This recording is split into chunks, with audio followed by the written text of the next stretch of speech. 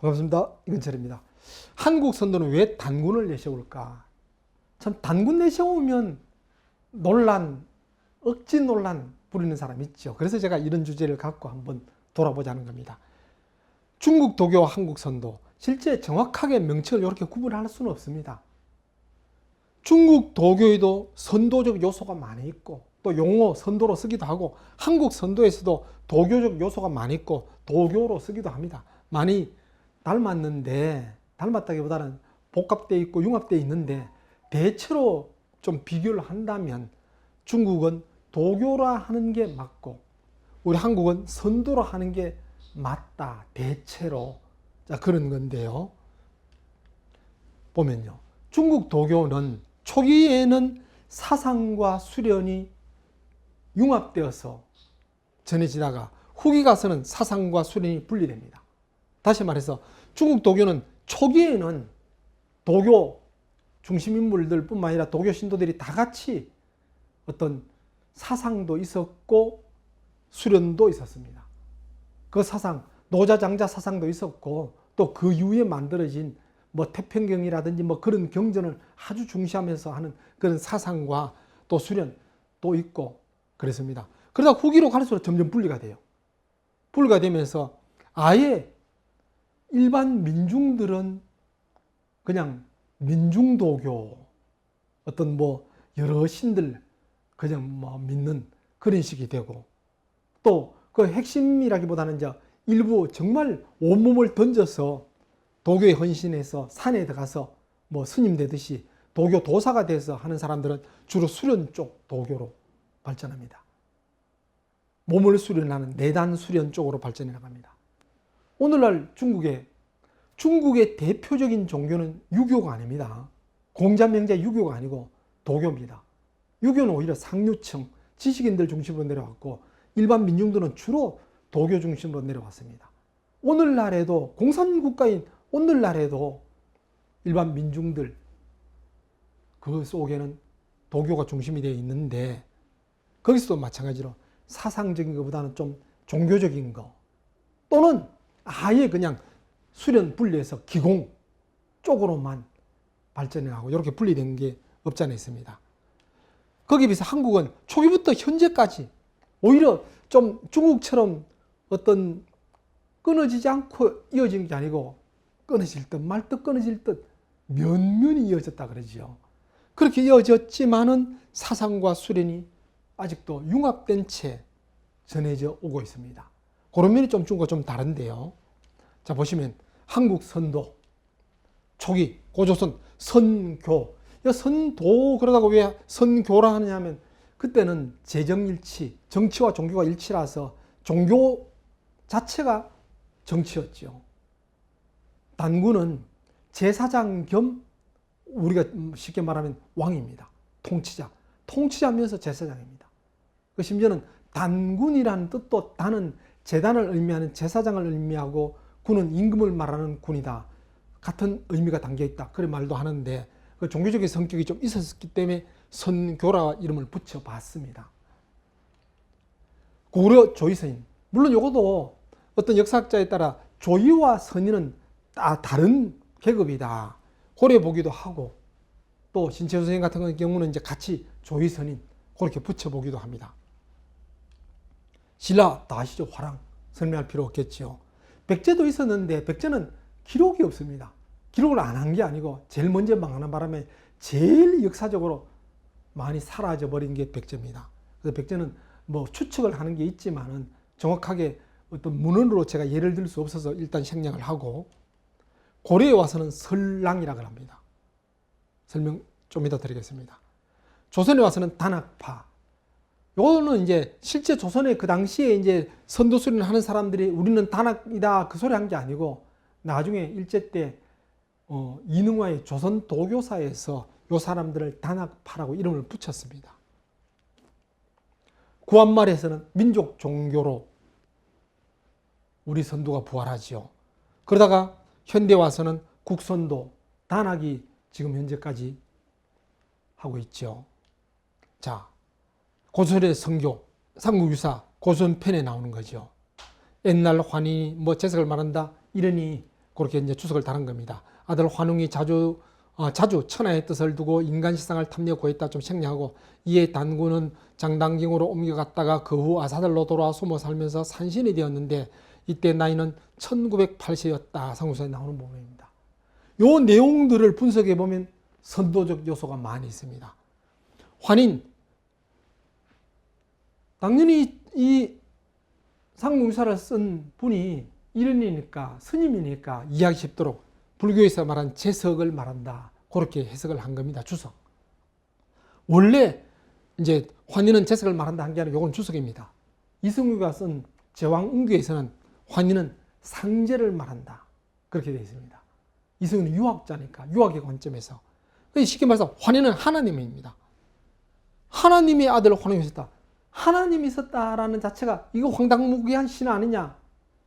그래서 선도적 요소가 있다는 거죠. 신선 그런 것처럼 선도적 요소가 있는 겁니다. 또 여기 생략되어 있지만 이 속에 뭐 곰과 호랑이가, 실제 곰과 호랑이한테 아무리 쑥 먹여봤자, 마늘 먹여봤자 사람 안 됩니다. 그 속에 상징이 있죠. 선도적 금기수련을 통해서 곰 같은, 호랑이 같은, 인간 같지 않던 짐승 같은 사람이 제대로 된 인간이 되었다. 선도수련 상징한다. 그래 볼 수 있죠. 좀 더 구체적으로 단군도 이제 물러나서 은퇴한 후에 산신이 되었다. 옛날에 종종 그런 게 있죠. 현직에서 물러나거나 정계에서 물러나거나 이제 세상을 뭐 떠나서 이제 산에 가서 은둔하는. 신라 때 최치원도 가해산 가서 산신이 되었다. 그렇게 말하잖아요. 그와 같은 표현들입니다. 무슨 1908세나 살았나 그러지 말고 실제 한 사람이 이래 살았다기보다는 고수연의 단군의 시기가 1908년쯤 될 것이다. 그렇게 볼 수도 있죠. 이거는 상징적 요소들이 있다는 겁니다. 어쨌든 이걸 볼 때 고조선의 선도는 성교라 할 수 있겠다. 그렇게 제가 추측을 한 겁니다. 또 고구려 조의선인, 앞에서 살짝 말씀드린 것처럼 조의와 선인 다 벼슬 이름인데 신채호 선생은 같은 이름으로 보고, 조선 상고회사에서 인용한 고려도경에는 집에서 생활하는 화상이 있었는데 검은 띠로 허리를 묶고 전쟁이 일어나면 자기끼리 한 부대를 결성하여 전장으로 달려나갔다. 평소에는 집에서 생활하면서 머리도 깎고 검은 옷을 입고, 검은 옷을 입었다고 해서 조의 그럽니다. 그러다 전쟁이 일어나면 앞장서 싸우러 나갔다. 심지어는 당태종이 안시성을 함락하려 하다 안 돼서 도저히 안 되니까 안성 밖에다가 큰 토성을 쌓죠. 안성보다 더 높은 토성을 쌓아서 대항하려고. 다 쌓아갈 때 갑자기 토성이 무너집니다. 비가 오고 폭우가 와서. 근데 그 토성이 무너지자마자 고구려의 검은 옷을 입은 특공대들이 갑자기 나타나서 당나라 군대를 쳐내려가는 겁니다. 그 검은 옷 입은 특공대들이 조의선인들이 아니냐, 그렇게 추측하기도 합니다. 또 역시 조선상고사에서 인용한 해상잠록에는 명림답부와 연개소문도 모두 조의선인 출신이다. 이 명림답부가 누구냐면 고구려의 정말 명재상입니다. 우리 역사책에 잘 안 다뤄서 그렇지 정말 대단한 명재상입니다. 연개소문은 다 아실 거고요. 예, 이런 거 볼 때 선도의 정신이 고구려에는 조의선이라는 이름으로 내려왔다고 볼 수 있고요. 신라호랑은 뭐 설명 안 드려도 아시겠죠. 곱상한 남자를 택하여 곱게 꾸며 호랑이라 이름하고 그를 봤더니 무리들이 구름처럼 몰려들었다. 뭐 짧게 한 대목 신라본기, 삼국사기 신라본기에 나오는 걸 인용했지만 그 외에도 뭐 설명 안 드려도 알 겁니다.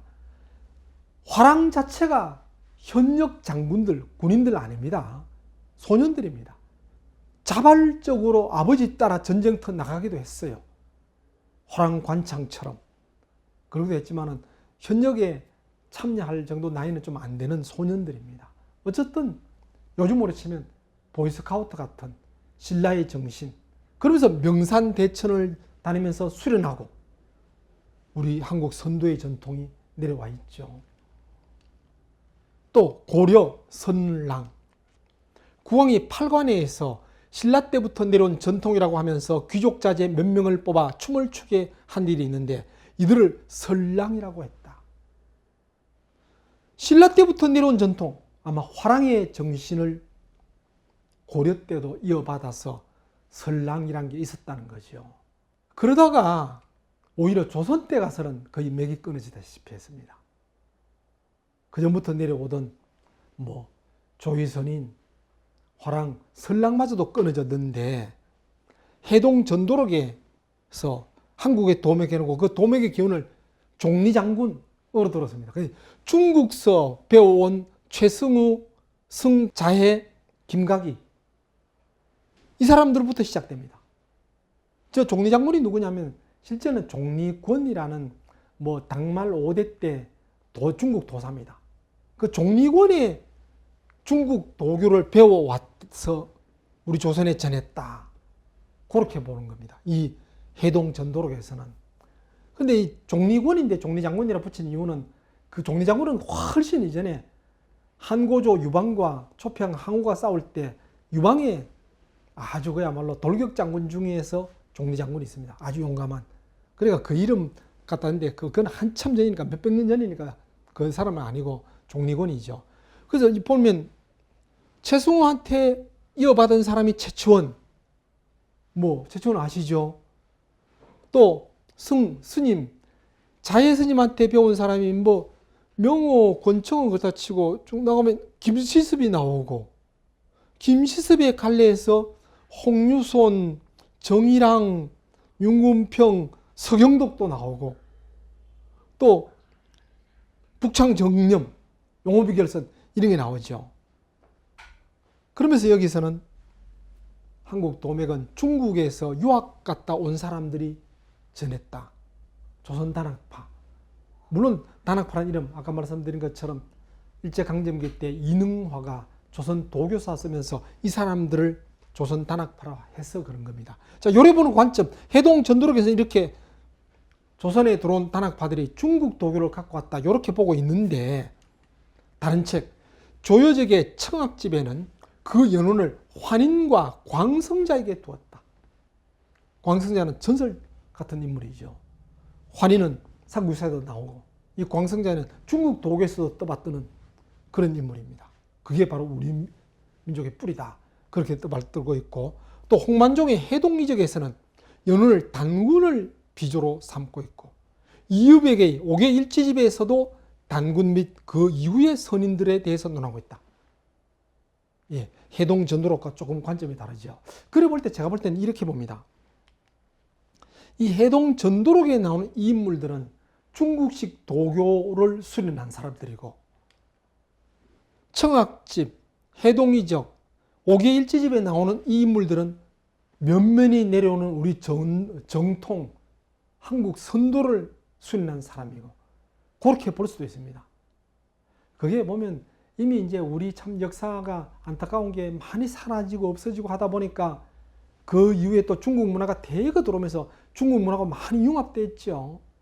심지어는 예를 들어 절에 가봐도 중국식 요소, 우리 고유의 요소가 막 섞여 있는 거 보이죠. 이때 조선에 가서는 그 전까지 고려 때까지 내려오던 우리 고유의 전통들이 끊어지다시피 하니까 중국식 도교가 들어와서 그게 우리 것처럼 되어버리고 또 면면이 내려오는 아마 산속의 은자들이 수련하는 이런 게 또 면면이 내려오면서 나름대로 자기 단체들의 어떤 기원을 환인 또는 단군에 두고 이런 전통이 이어지는 겁니다. 자, 그러면 중국 도교수련과 한국 선도수련이 어떻게 다르냐? 보통 선도수련을 그랬을 때 하단전, 중단전, 상단전 이렇게 표현하는데 중국 도교에서는 하단전을 정, 중단전을 기, 상단전을 신, 정기, 신 그렇게 표현합니다. 그러면서 하단전을 수련해서 중단전으로 올라가는 걸 가지고 연정화기, 요 정을 단련해서 기로 승화시켜 올라간다. 그런 뜻입니다. 그래서 이제 그 다음에는 요게 기니까 연기화신, 요 기를 단련해서 신으로 승화시켜 올라간다. 그게 연기화신입니다. 그리고 이제 마지막에 요 신을 단련해서 연신환어, 요 신을 단련하면 이제 환어, 허로 돌아간다. 이런 식입니다. 정기 신을 수련에 올라가는데 이렇게 단계적으로 올라가다 보니까 좀 시간이 많이 걸려요. 3년, 10년 공부하다가 마지막 한순간 잘못하면 10년 공부 도라미 탑을 냅니다.